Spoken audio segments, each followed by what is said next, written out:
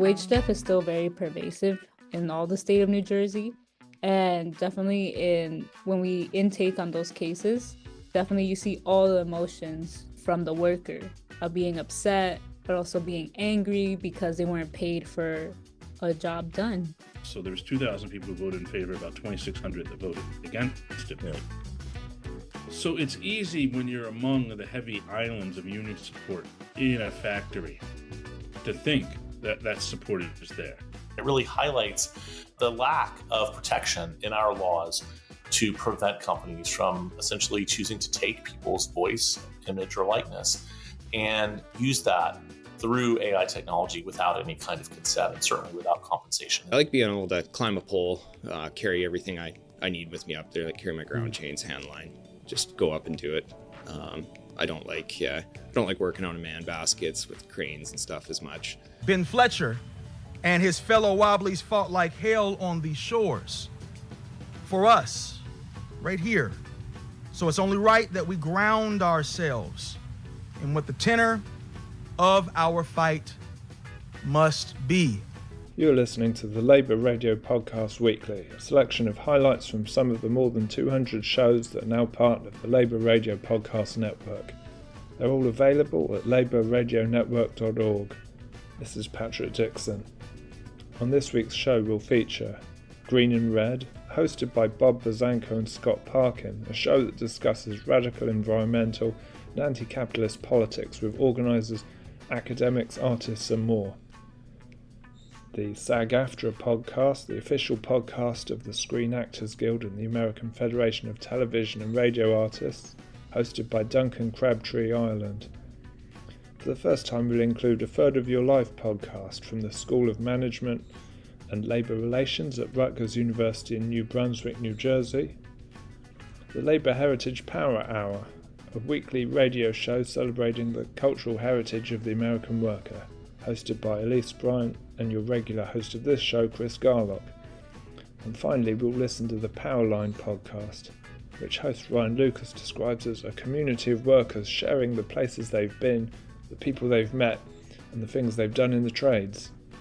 This week you'll meet Wayne Pickard. Here's this week's show.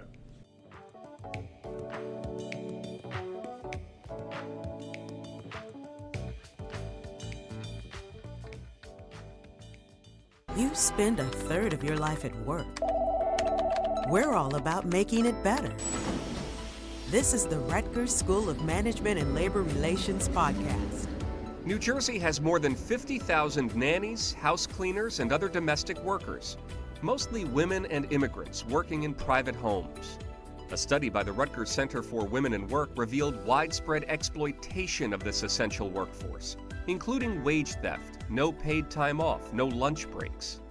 But the New Jersey Domestic Workers Bill of Rights, signed by Governor Phil Murphy in January, is meant to change that. Welcome to A Third of Your Life. I'm Steve Flamish, and our guest host is Naomi R. Williams, an assistant professor in the Rutgers School of Management and Labor Relations who studies working-class activism.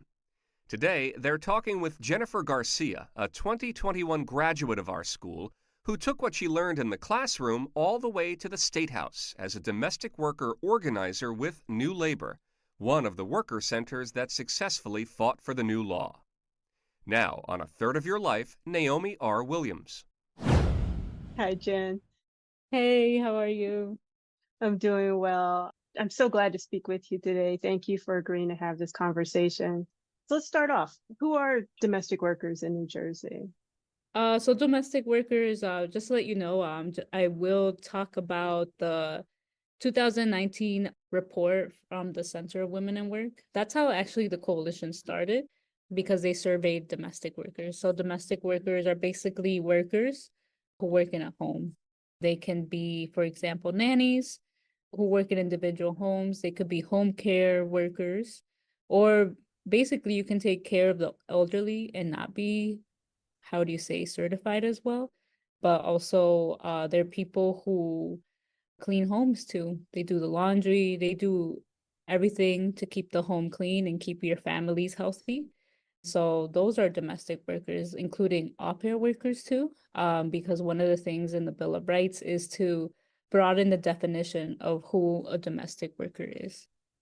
I am an alumni of the School of Management and Labor Relations, and one of the things that I feel that barely sticked into my head in taking classes there is about the National Labor Relations Act.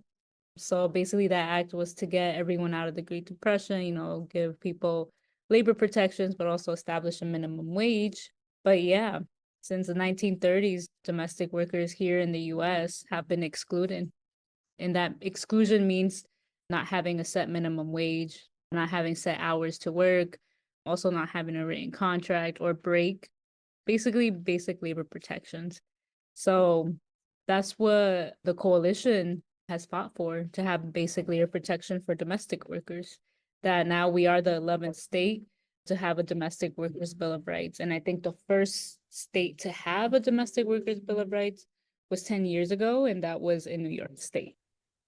Being outside of existing labor law, can you talk a bit about the challenges that domestic workers face here in New Jersey? In my time in working here in New Labor, I definitely have heard stories of wage theft, and also how humiliating it is doing the work for a full day, or it could be a full week, or sometimes a full month, where an employer promises to pay, but the employer doesn't pay. So wage theft is still very pervasive in all the state of New Jersey. And definitely when we intake on those cases, definitely you see all the emotions from the worker of being upset, but also being angry because they weren't paid for a job done. In addition to that, one of the most disheartening things also is where can you make a complaint? So there really isn't where you can. Maybe a Department of Labor, yes, due to paid time off or sick time, but usually stuff like that is not enforced with the Department of Labor. But also it's really hard. For example, if you have an arrangement to work in a home of an employer, not a company, where do you go make a complaint? A third of your life, the Rutgers School of Management and Labor Relations podcast. For more information on our academic programs, faculty, and research, visit smlr.rutgers.edu.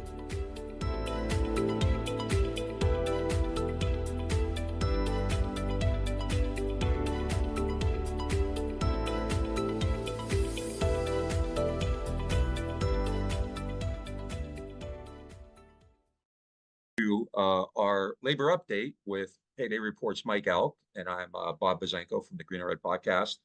It's not as happy a day as it was the last time we spoke, because we talked right before an election, which we thought would go well, but unfortunately it didn't.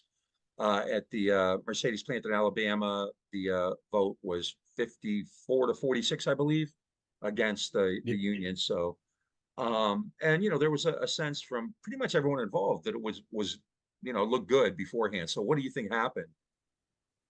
Well, I mean, look, first off, they only lost by 600 votes. So there was 2,000 people who voted in favor, about 2,600 that voted against it. Yeah.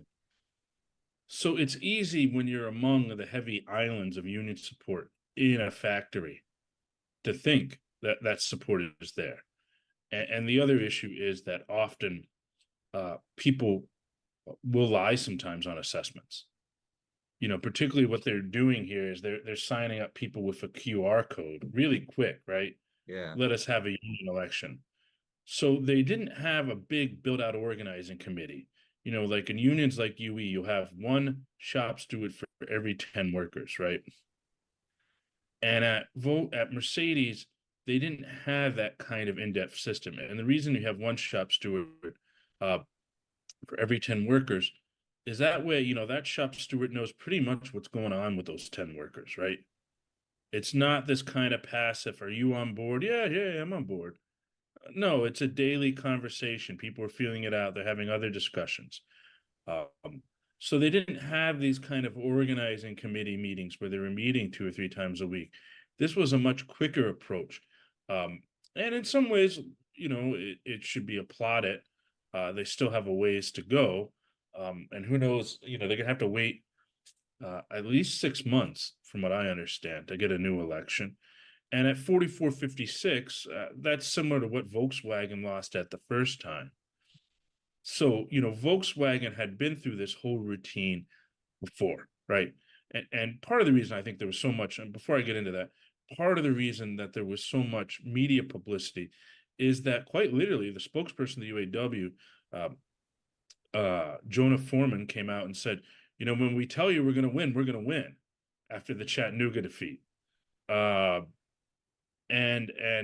you know, they won with 73%. I was thinking, oh, maybe they'll get up to 60, you know, with the, and, you know, I was on the ground, right? When you have people saying this and you have union leaders saying, look, we're going to win by 70%, which is what they said to us in a podcast, right? We're going to win by 70%. You're going to pay attention to that, right? You know, especially when they, you know, said, oh, why didn't everybody listen to us the last time when we said that? So, you know, but the thing is, positive media publicity doesn't trickle into the back rooms of backroom meetings. So what happened at Volkswagen is they've been through the promises of the company twice there, right? They've been through that gauntlet several times. They've dealt with the disinformation. They've dealt with the sweetheart, you know, come back to me one more time tactics. They've dealt with all that kind of stuff. And, you know, they're experienced in it. Whereas with, you know, Mercedes, they've been organizing for 25 years, but they've never gotten to that kind of threshold, right, to have an election. And what you had happen was Mercedes, you know, did these listening sessions where they'd bring people in one-on-one. They wouldn't really bring in the pro-union workers. What they would do is show people, you know, while they were getting dressed, a pro-union video. They would have supervisors go around and assess it and figure out who were the persuadable people and bring them in for very personalized meetings, coffee and donuts, time off the factory floor, and they would listen. And then at the height of these listening sessions, they decided to fire the plant manager. Things changed very quickly after that, within a week. And at the same time this is occurring, Nick Saban, who's from West Virginia and has won 7 football championships, comes out and accuses the union of misusing his pro-union statements. In a press conference several years ago, he gave statements, advocating for college players, football players, to be able to unionize and he said, look, and this is paraphrasing, he said, look at General Motors and unions. That's been a pretty good success story, right? So he went up and told them to take down that ad. So there was a lot of questioning of the union narrative in the last week, and a lot of silent questioning, right? Because people don't, in my experience, particularly in the South, right? People that are going to vote no on union issues, it's like people that say don't talk about politics, right? They don't want to talk about politics because their politics aren't very good, because their politics will get people to harangue them, right? So there was a big, I think, experience with this there. And they didn't have the kind of organizing, the in-depth organizing committee structure you need in that situation to really assess what's going on. And so they lost quite dramatically. Yeah. Thanks for being here with us. This is our labor update, which we do with Mike Elk from Payday Report. I'm Bob Bozanko from Green and Red Podcast. So check us out at paydayreport.com and greenandredpodcast.org. And thanks again. Thank you, Mike. Thanks for having me.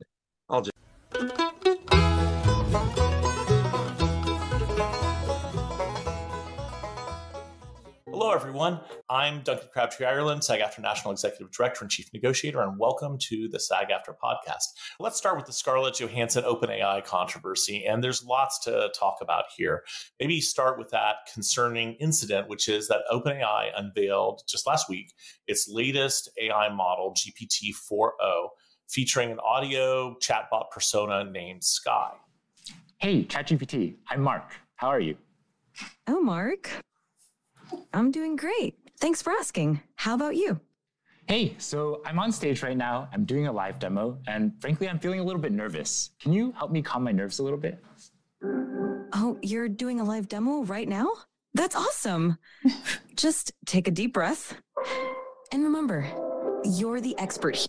I like that suggestion. Let me try a couple deep breaths. Can you give me feedback on my breaths? Okay. So that voice sounded very similar to that of actress and SAG AFTRA member Scarlett Johansson, who famously portrayed an AI companion in the movie Her.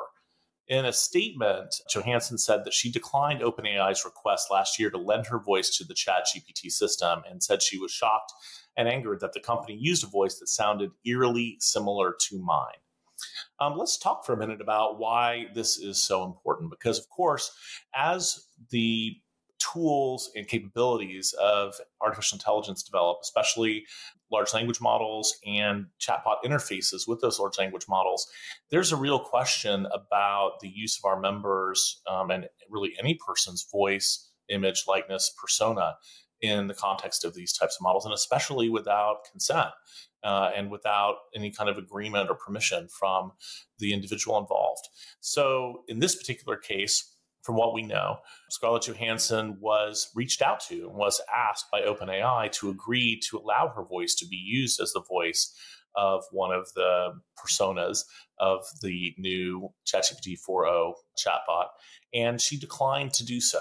And then subsequent to that, through whatever means, and there's some question or dispute about whether this was done through a different performer imitating Scarlett Johansson's voice, a different performer who just happens to sound a lot like Scarlett Johansson, or some other application of technology to a different voice. But the result is that there was a voice released as part of this ChatGPT iteration that really, to a lot of people, including Scarlett herself, but not only her, a lot of commentators, people in the press, and just interested third parties, really sounds a lot like her. So it raises the question, when is it okay, or is it ever okay, for a company like OpenAI or any of the many other AI companies that are out there developing these types of models to do something like that, to essentially ask someone for permission to use their voice, find that the person won't give them permission, and then circumvent that by using technology or some other tool to create something that really essentially replicates their voice? Would that be okay? And I think one thing that's worth noting is that would definitely not be okay under our recently negotiated TV theatrical agreement or any of our SAG AFTRA agreements that contain AI provisions, because those AI provisions clearly limit any kind of digital replication of a performer using whatever type of technology, AI or otherwise, without that performer's consent. And in this case, I don't think anyone's disputing that Scarlett Johansson did not consent or agree to allow her voice or any replication of her voice to be used for that kind of purpose. And I think it also feeds into the question of, what about things that are outside the scope of the collective bargaining agreement? So OpenAI is not presently a signatory to any SAG AFTRA contracts or any collective bargaining agreements that would limit their ability to make use of this type of technology to replicate people's voices. And it really highlights the lack of protection in our laws to prevent companies from essentially choosing to take people's voice, image, or likeness and use that through AI technology without any kind of consent and certainly without compensation. And so that is one of the reasons why we have been so active at SAG AFTRA in supporting public policy solutions to this, such as the No Fakes Act, which we're going to talk more about a little later. But this is a proposed federal law that would actually establish for the first time a right for an individual to control the use of their image, likeness, voice, or persona. And a lot of people think you already have that right, but you actually don't have that right presently under federal law in any sort of organized fashion. There are a few arguments that can be made about trademark law and things like that, but they really only apply in specific circumstances and with a very narrow group of individuals. Broadly speaking, anyone doesn't have a clearly established federal right to control the use of their image, likeness, voice, or persona. Thanks so much for joining us, and look forward to seeing you and talking to you again on the next episode. What's up, guys? Welcome to Powerline Podcast. My name is Ryan Lucas.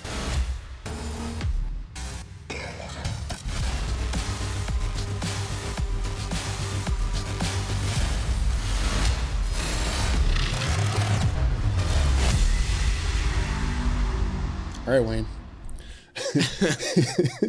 Thanks for being on the show. Thanks for making the trip down from Canada.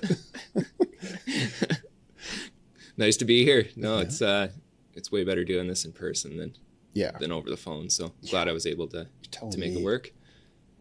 I didn't really know what I wanted to do when I finished high school. I was working for my dad a bit, and I wanted to get out on my own, figure it out. So I just packed up my car and headed to Calgary, and I got a job just doing underground subdivisions with a little company, and it kind of evolved from there.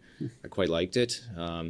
I wanted to be equipment operator for a while. So I kind of moved into that role a bit, running backhoes, track hose, that kind of thing.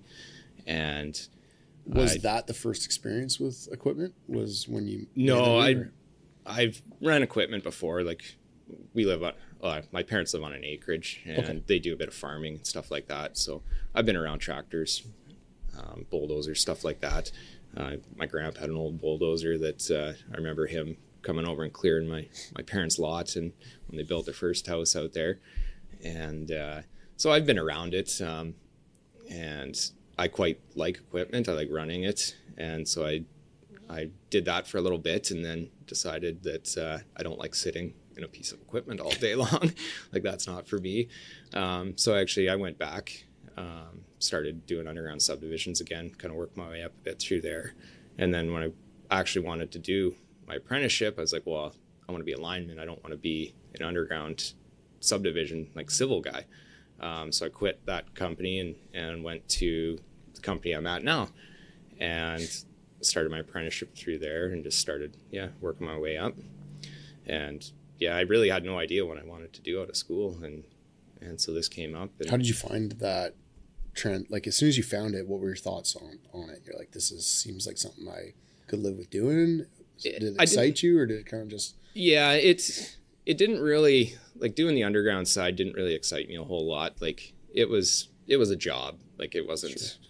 I knew I wasn't going to be doing that the rest of my life. Like, I like, working in the dirt. I got no issues with that. But it was, getting into that aerial stuff that once I saw that, I was pretty well hooked. Like, this is what I want to do. So moved into that side of it, finished my apprenticeship, and it just stuck it out and stayed there. The distribution side, talk about that a little bit. What you liked about it, what you didn't like about it. There's not much I don't like about it. Like I like distribution. I would take that over transmission. There's nothing wrong with transmission. It's just not my cup of tea. Like, I like the pace of distribution where you can work at 20 different structures in a day. Climbing, you don't have to go 200 feet in the air to do it. If you forget something, it's just a quick trip down. So I like that. I like being able to climb a pole, carry everything I need with me up there, like carry my ground chains, hand line, just go up and do it. I don't like working on man baskets with cranes and stuff as much. But rubber gloving for me, like, that's my thing. I like rubber gloving.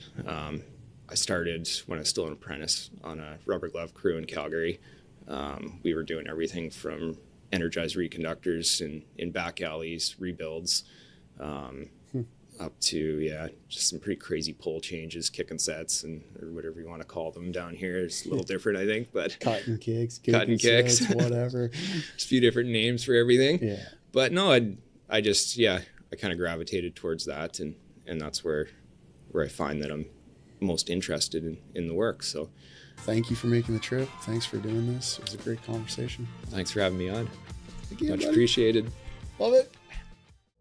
There is power in the band of working folks when they stand hand in hand. Let's say power, that's a power that must rule in every land. One industrial union brand. One industrial union brand. One industrial union.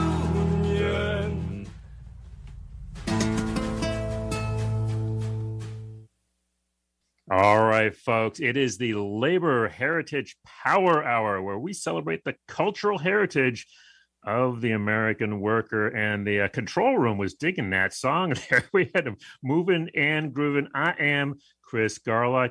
My host is Elise, Bryant. There is power in a band of working folks when they stand hand in hand. They say that justice delayed is justice denied, but a mural unveiling delayed is not a mural denied. The steady drizzle last Saturday did push back the unveiling of the new Ben Fletcher mural along the Delaware River in Philadelphia, but the atmosphere among the 50 or so folks in attendance was festive nonetheless.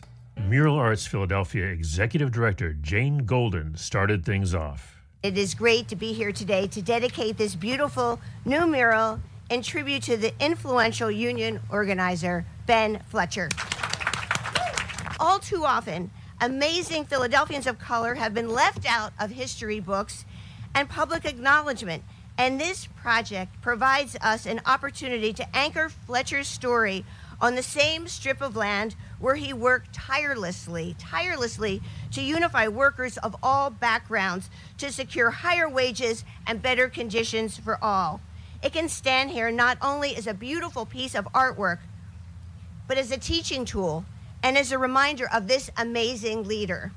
As an elected official, I find it essential to emphasize that the Wobbly's firm belief in worker power beyond the electoral realm is requisite to the wider world and the world that we actually want to realize and experience and live in.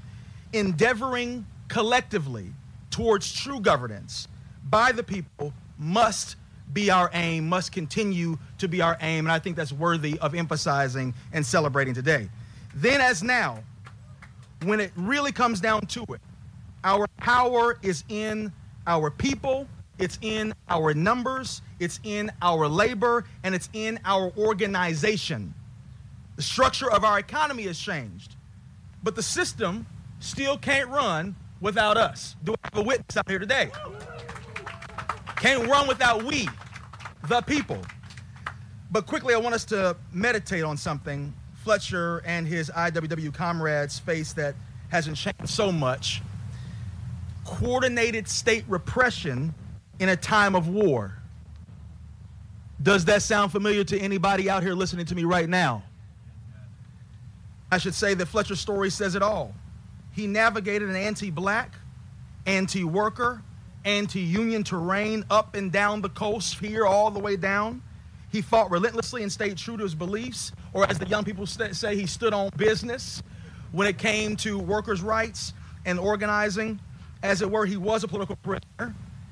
Also, so this moment is especially poignant as we recognize the 39th anniversary of the MOVE bombing earlier this week. Are we seeing the connections here?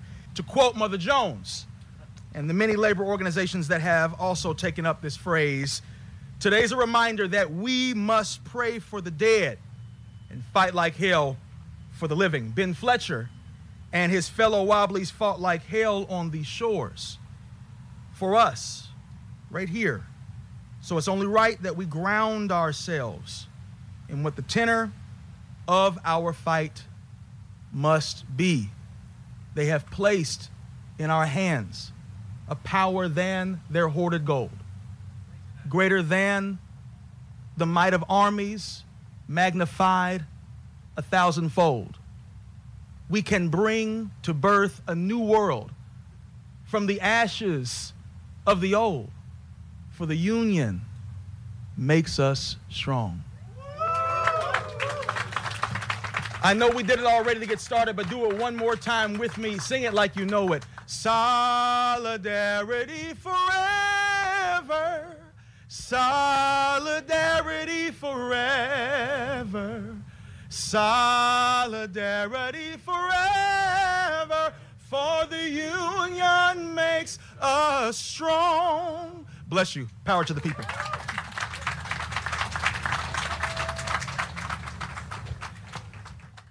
That's all we've got for this edition of the Labour Radio Podcast Weekly. We selected these 5, but there are many, many more shows to find at labourradionetwork.org.